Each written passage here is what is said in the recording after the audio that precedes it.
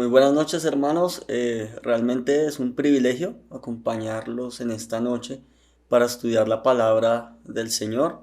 Hoy vamos a ver un tema bien interesante, es los compromisos del creyente. Y vamos a estar estudiando esto en base a Filipenses, a esta preciosa epístola, carta que escribe Pablo a esta iglesia. Les invito a que oremos para continuar con el estudio. Padre, gracias te damos por este tiempo que nos das para poder abrir, estudiar y meditar en tu palabra. Enséñanos, Señor, lo que tú quieres que aprendamos hoy. Gracias porque tú hablas a nuestras vidas, dándonos también las instrucciones de cómo quieres que vivamos. Gracias porque nos permites también entender cuáles son los compromisos que hemos adquirido contigo, con tu obra. Te oramos, Señor, que con este estudio podamos crecer en el conocimiento tuyo, de tu Hijo Jesucristo, que podamos parecernos más a Él. Y gracias porque lo has puesto a Él como el mayor ejemplo que podemos seguir. Gracias porque todo lo que hacemos es para tu honra, para tu gloria, para darte a conocer, para que el Cordero sea exaltado. Y te oramos, Señor, que nos guíes con tu Espíritu Santo en este estudio. En el nombre de tu Hijo Jesús. Amén. Bueno, hermanos, entonces quiero hacer una pequeña introducción acerca de la iglesia de Filipo. Realmente esta es una iglesia sumamente especial y lo vemos que en toda esta carta Pablo también nos comienza a mencionar algunas de las cosas que nos hacen pensar que esta iglesia estaba dentro de sus afectos más personales y grandes en cuanto a la obra del Señor. En esta epístola se revela con claridad que esta congregación realmente tenía una parte muy especial, una parte grande del corazón de Pablo, debido a que realmente él tenía un vínculo demasiado fuerte con los hermanos y con esta iglesia que precisamente él había sembrado hace ya casi 10 años desde que había enviado esta carta. Recordemos que el apóstol Pablo, en su segundo viaje misionero, se encontraba con Lucas, con Silas, con Timoteo, en donde realmente él también recibió en un sueño una revelación y era que pasara a Macedonia a llevar la palabra del Señor.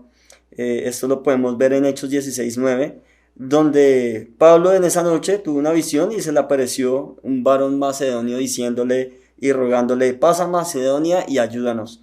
De inmediato, Pablo obedeció a esta visión y preparó esa travesía a Macedonia con sus fieles compañeros de batalla, Timoteo, Lucas y Silas. Tocaron tierra por primera vez en suelo europeo, en Europa, en una ciudad que se llama Neápolis. Y luego viajaron hacia adentro del continente hasta llegar a Filipos. Esta ciudad en su momento era una colonia romana y pues por ser una colonia romana contaba con todos los privilegios y era gobernada por funcionarios romanos. También todos sus habitantes tenían sus derechos y privilegios por ser ciudadanos romanos. También podemos ver que esta es la primera iglesia que existió en el continente europeo. Entonces, pues imaginémonos precisamente cuál era el prestigio, la importancia de esta iglesia. Nosotros podemos también ver que en algunas poblaciones o ciudades la primera iglesia junto con sus miembros son de mucho prestigio por ser las pioneras en llevar el mensaje del Señor. Entonces, imaginémonos cuánto más importante era esta iglesia cuando no fue la primera de una ciudad, de una población, sino de todo un continente, de toda Europa. Y todo esto antes de que aparecieran precisamente las denominaciones que existen hoy en día. Realmente es algo de resaltar, la primera iglesia en Europa. Podemos también ver que um, Filipos se encontraba precisamente en esa parte de Europa, en Macedonia. Allí fue donde Pablo comenzó y estaba continuando con sus viajes misioneros y tuvo un gran fruto. Podemos ver también que allí hubo una mujer que fue la primera creyente en este continente. Estamos hablando de Lidia, una creyente que después, cuando Pablo fue injustamente arrestado, metido en la cárcel, podemos también recordar que en ese evento Pablo estaba en la cárcel cantando himnos cuando él fue liberado milagrosamente por ángeles del Señor.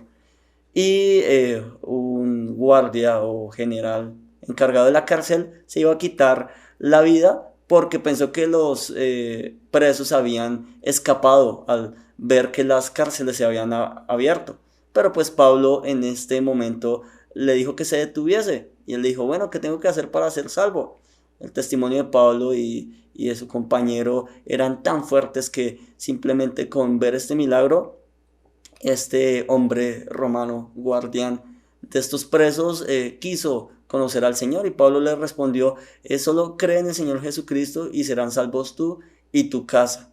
Así realmente es algo maravilloso de ver que la obra en Filipos inició de manera fuerte y poderosa. Allí fue salvo este hombre, su familia y todos los que estaban con ellos cuando Pablo les predicó la palabra del Señor.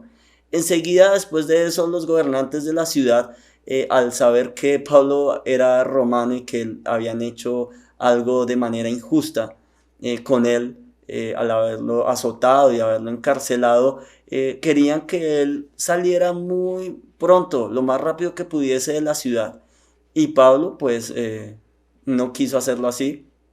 Hizo varias visitas, continuó con su ministerio y antes de salir de la ciudad, tuvo su último tiempo precisamente en la casa de Lidia, la primera creyente en Europa, con quien compartió un muy buen tiempo de evangelismo y de la palabra del Señor. Y según lo que nos dice la palabra de Dios, esa fue la última vez que Pablo visitó esta ciudad y que los hermanos allí pudieron compartir con él y escuchar la palabra del Señor predicada por él. Es algo maravilloso recordar todo esto y poderlo enlazar justamente con lo que estamos estudiando. Al igual que la carta que Pablo escribió a la iglesia en Éfeso, en Colosas, y la carta que le escribió a Filemón, Filipenses fue una carta que le escribió estando encarcelado, estando privado de su libertad. Fue escrita desde la cárcel y por eso también entra dentro de un grupo de cartas denominadas epístolas de la cárcel o del cautiverio. Pablo pasó 2 años encarcelado en Roma. También por eso podemos entender que esta carta que le envía a la iglesia en Filipos, a los filipenses, fue escrita cerca del final del tiempo que se iba a cumplir su encarcelamiento. Podemos saberlo porque Pablo habla de que esperaba su liberación, de que oraran por ese motivo, que realmente era algo que él esperaba. Y pues él hablaba de manera muy positiva de que se pudiera dar eso, esa liberación para que él pudiera continuar predicando la palabra del Señor, como así se le había enviado. Y ahora hablando un poco de la iglesia de Filipos, era una asamblea muy generosa, era una congregación demasiado generosa, enviaba ayuda a Pablo cuando él estaba en la cárcel y no solo una, sino varias veces, y todo eso está registrado precisamente en el agradecimiento que da Pablo a esta iglesia por la ayuda y el sustento económico que había recibido de ellos. De manera humana podemos hablar que Pablo escribe esta carta a esta iglesia para dar su rotundo agradecimiento a Dios primeramente y a los hermanos por mostrar esa generosidad con él y su ayuda no solamente económica, sino en oración. También los filipenses, esta carta es mucho más que simplemente una carta de agradecimiento de Pablo. Es también una carta en la que Pablo manifiesta y revela el gozo profundo, esa gran alegría que él siente, ese regocijo, porque menciona estas palabras más de 12 veces en 4 capítulos de esta carta. Es una palabra que resalta a través de las páginas de esta carta el gozo, la alegría, el regocijo, que también menciona Pablo.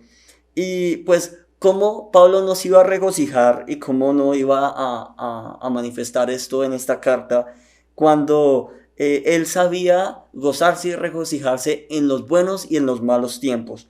En los tiempos muy difíciles él aún estaba lleno de gozo y de alegría. Además hay realmente en la carta muy poca amonestación en cuanto a circunstancias de la congregación, a temas que debían corregirse, como el Señor lo mandaba. Y yo puedo pensar que el mayor motivo de la alegría, del regocijo de Pablo, plasmados en esta carta, son principalmente que el Hijo de Dios estuvo dispuesto a venir a la tierra como un hombre. Él se encarnó y no solamente vino como un hombre, vino como un siervo. Y eso es maravilloso, es un motivo por el cual cualquier creyente debe regocijarse y llenarse de gozo, de alegría y también servir a Dios de esa manera, con humildad, llenos de alegría. Y no solamente Cristo vino como un siervo y como un hombre, sino que Él vino a sanar, a enseñar, a liberar con sus predicaciones, con su palabra, a aquellos que estaban cautivos, esclavos por el pecado. Fue tan obediente que su obediencia lo llevó hasta la muerte y muerte de cruz. Y esto también lo vemos en esta carta. Pablo lo menciona en Filipenses 2, 5 al 11. Pablo expresa estas hermosas palabras en las cuales realmente muchos piensan que era un himno, que era de la autoría de Pablo, claro está, y que era bien conocido y que tenía totalmente su estilo. Eh, este himno precioso que podría ser un himno, habla precisamente de toda la obra de Cristo para acercarse a nosotros y venir como un hombre, que lo pudiéramos palpar y ver, y venir como un siervo obediente, dar su vida, ser obediente hasta la muerte y muerte de cruz. Y realmente es una enseñanza maravillosa que está en medio de la carta y que nos enseña precisamente la unidad de dos cosas, de la humildad y de la unidad. La unidad y la humildad van de la mano. Entonces, pues realmente es algo que sabemos de Pablo, de la iglesia de Filipos, de esta carta de Filipenses. Ahora les pido que vayamos hacia el final de la carta, al capítulo 4, en la que precisamente como venimos hablando del regocijo, del gozo, de la alegría, por quién es Jesucristo, por lo que hizo, cómo se acercó a nosotros, de lo que se despojó, de lo que dejó y de lo que logró estando en medio de nosotros y aún con su sacrificio. Pablo dice, regocijaos siempre en el Señor, siempre. Acá realmente en el versículo 1 vemos que Pablo dice, así que hermanos míos amados y deseados, gozo y corona mía, estad así firmes en el Señor, amados. Ruego a Evodia y a Síntique que sean de un mismo sentir en el Señor. Asimismo te ruego también a ti, compañero fiel, que ayudes a estas que combatieron juntamente conmigo en el Evangelio, con Clemente también y los demás colaboradores míos, cuyos nombres están en el libro de la vida. Regocijaos en el Señor siempre. Otra vez digo, regocijaos. Vuestra gentileza sea conocida de todos los hombres. El Señor está cerca. Por nada estéis afanosos, sino sean conocidas vuestras peticiones delante de Dios en toda oración y ruego con acción de gracias. Y la paz de Dios, que sobrepasa todo entendimiento, guardará vuestros corazones y vuestros pensamientos en Cristo Jesús. Podemos acercarnos al versículo 1 y ver que uno de los compromisos que tenemos como creyentes es la pertenencia. Ese sentido de pertenencia con el Señor, que somos suyos y Él es nuestro. También un sentido de pertenencia que tenemos hacia nuestra iglesia local. Acá Pablo habla acerca de que los filipenses o los creyentes en esta iglesia en Filipos eran su corona, eran como esa corona de laurel que se le daban a los competidores o a los que ganaban en los juegos griegos, y de esa manera era que se expresaba Pablo, que eran su corona. Y también dice: sigan firmes en el Señor. Ese es el mensaje de Pablo en este primer versículo. Estad firmes en el Señor, sigan firmes. Tenemos que tener esa pertenencia al servir al Señor en nuestra iglesia local y con nuestra iglesia local, con el Señor y con Dios. En el segundo versículo, cuando Pablo les hace un ruego a Evodia y a Síntique que sean de un mismo sentir en el Señor. Vemos que el Señor nos está hablando acá acerca de que tenemos un compromiso de promover. ¿Qué debemos promover? Promover la paz.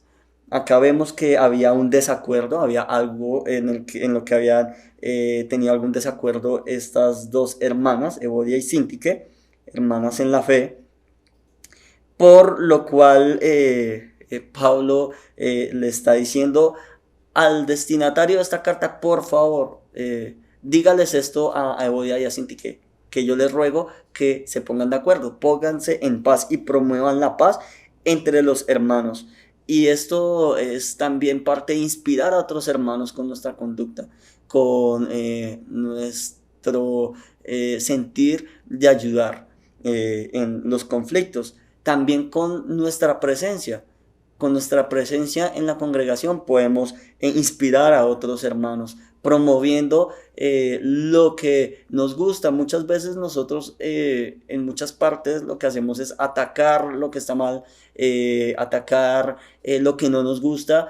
En vez de tener esa actitud, podemos promover lo que realmente está bien, lo que es la verdad y lo que nos gusta. Y eso puede ser en nuestra área de trabajo, en nuestra área de estudio, en donde vivimos, y también en la congregación, en el contexto de la palabra de Dios, de los hermanos y del servicio.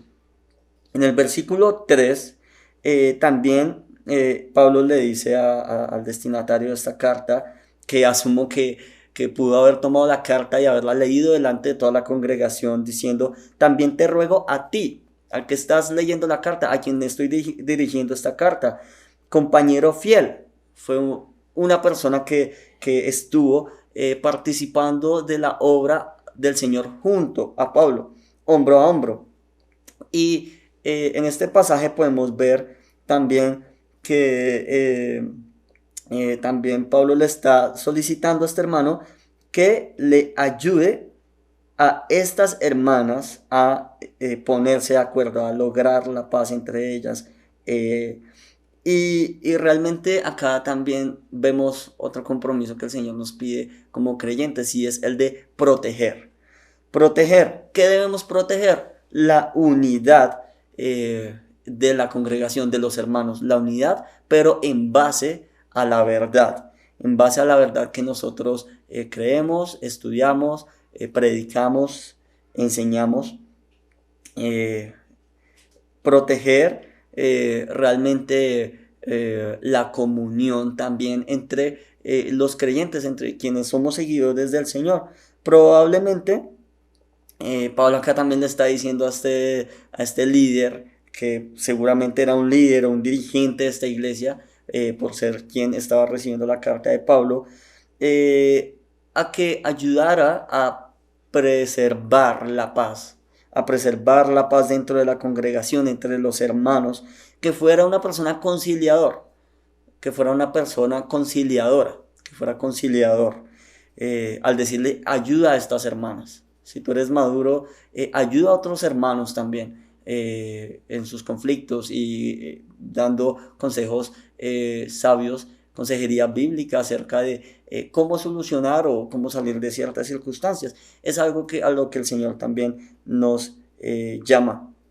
En el versículo 4, Pablo usa las palabras claves de toda esta carta, de toda esta epístola. Regocijaos en el Señor siempre. Otra vez digo regocijaos.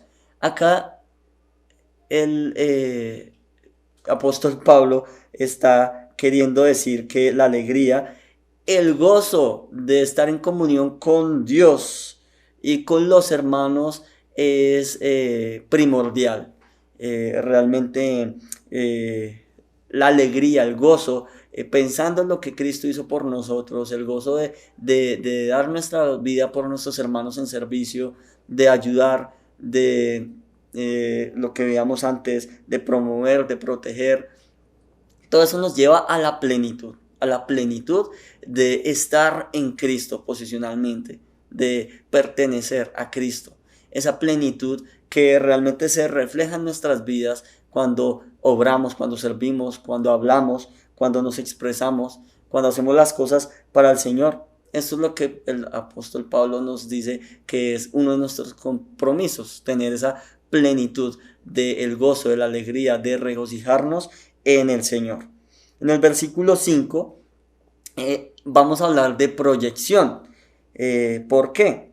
Acá dice el apóstol Pablo que la gentileza de los creyentes sea conocida de todos los hombres. Cómo nosotros proyectamos, cómo mostramos a Cristo en nuestras vidas, con nuestra conducta, con nuestras palabras, con nuestros pensamientos, con nuestras opiniones. Entonces, palabras más, palabras menos, Pablo les estaba diciendo a estos hermanos en esta iglesia y nos dice a nosotros que todos los que nos rodean nos conozcan por nuestra bondad, por nuestra generosidad, por nuestra amabilidad, por nuestra misericordia, por que somos personas que hablamos la verdad, por etcétera, etcétera. Todas las cosas que nos pueden caracterizar como creyentes y seguidores del Señor. Proyección, proyectar a Cristo en nuestras vidas. Y todo esto también nos va llevando al tema de nuestro testimonio. Testimonio delante de los que no son creyentes y también aún más el testimonio delante de quienes son nuestros hermanos en la fe, de los creyentes. En el versículo 6, el apóstol Pablo también nos da un pasaje muy conocido por todos nosotros y dice: por nada estéis afanosos, sino sean conocidas vuestras peticiones delante de Dios en toda oración y ruego con acción de gracias. Acá podemos ver otro compromiso que el Señor nos pide que tengamos, y es la permanencia. Permanecer en ¿qué? En oración, permanecer pidiendo y dando gracias al Señor. Y también precisamente eso nos va a mantener cerca al Señor, nos va a permitir permanecer cerca al Señor en oración, haciendo súplicas, peticiones y dando gracias a Él. Y todo esto va a quitar lo otro, el afán, la ansiedad, de pronto la angustia, la preocupación. Eso nos va a mantener cerca al Señor y seguros, afirmados en la fe. Nos va a mantener tranquilos y en paz. Y precisamente Pablo en el último versículo, en el 7, nos dice que un compromiso que el Señor tiene con nosotros es esta promesa. ¿Cuál es la promesa? Lo dice el versículo 7. Y la paz de Dios, que sobrepasa todo entendimiento, guardará vuestros corazones y vuestros pensamientos en Cristo Jesús. Es una promesa que el Señor nos hace a quienes viven de esta manera, con estos compromisos, en pertenencia, en promover, proteger, plenitud, en proyección, en permanencia obtienen esta promesa. La paz de Dios, esa paz que cuidará nuestros corazones y nuestros pensamientos en Cristo Jesús. Y sabemos que la paz de Dios sobrepasa todo entendimiento, como lo dice el mismo versículo. La paz de Dios es lo más maravilloso que podemos experimentar en medio de un mundo caído, que tiene una bajeza moral, en un mundo en el que realmente, si volteamos a mirar en todas las direcciones, las personas están aturdidas, están confundidas, están preocupadas, están desesperadas, y que nosotros podamos reflejar esa paz que solamente Dios puede dar también a sí mismo esperanza a muchos otros, y ese deseo de acercarse al Señor, precisamente porque todos están buscando eso que nosotros ya tenemos, la paz, la reconciliación con Dios, esa paz con Él, esa seguridad del perdón de nuestros pecados, de la salvación, de una vida eterna, y de todas las bendiciones y las promesas que el Señor nos ha dado por haber llegado a ser sus hijos. Los creyentes, nosotros como creyentes, tenemos que conseguir y mantener un buen nombre delante de los que no son creyentes, también delante de nuestros hermanos en la fe. Debemos siempre andar en los caminos de la virtud y permanecer en ellos. Entonces, sea quienes nos rodeen, y sea que reconozcan o no nuestros esfuerzos, nuestra seguridad es que Dios sí lo hará. Dios reconocerá nuestro obrar, nuestros esfuerzos, nuestro servicio. Y Él lo ha dicho, tendremos galardones, premios, allí en el lugar eterno en el que viviremos con Él para siempre. Entonces, también ya llegando al final de esta enseñanza, para terminar este pasaje, vemos los versículos 8 y 9 del capítulo 4 de Filipenses. Y dice: por lo demás, hermanos, todo lo que es verdadero, todo lo honesto, todo lo justo, todo lo puro, todo lo amable, todo lo que es de buen nombre, si hay virtud alguna, si hay algo digno de alabanza, en esto pensad. Lo que aprendisteis y recibisteis y oísteis y visteis en mí, esto haced, y el Dios de paz estará con vosotros. Acá podemos ver con estos dos últimos pasajes que podemos llegar a concluir que el propósito principal de hacer evidente que somos seguidores, que somos creyentes y seguidores de Jesucristo, con nuestro testimonio, es influenciar a otros. Realmente no podemos obligar a nadie a creer y a seguir al Señor, pero sí podemos influenciar en las decisiones que puedan tomar las personas. Entonces, realmente no podemos influenciarlos con lo que no somos. La única manera de poder influenciar a una persona es con lo que realmente somos como personas, y eso es que somos seguidores de Jesucristo.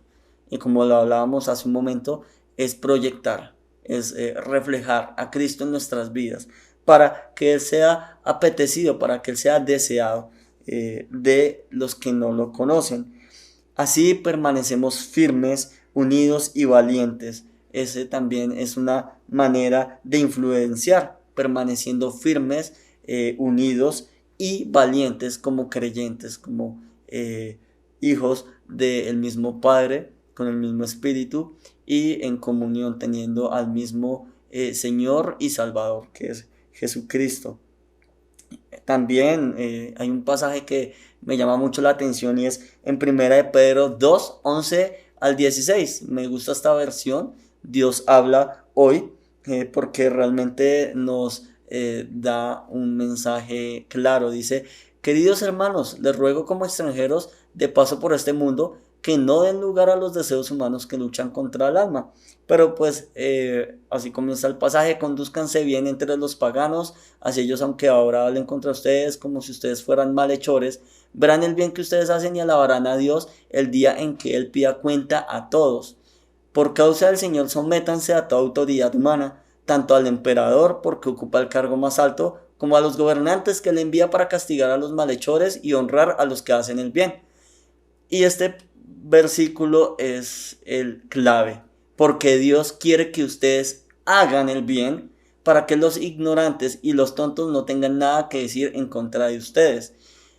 Otro versículo súper clave, pórtense como personas libres, aunque sin usar su libertad como un pretexto para hacer lo malo, pórtense más bien como siervos de Dios.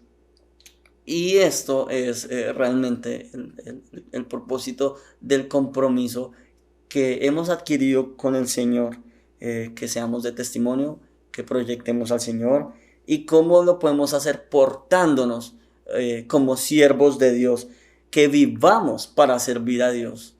Y esta es la manera en la que el Señor nos ha llamado a vivir y a andar, como anduvo también su Hijo Jesucristo sobre la tierra.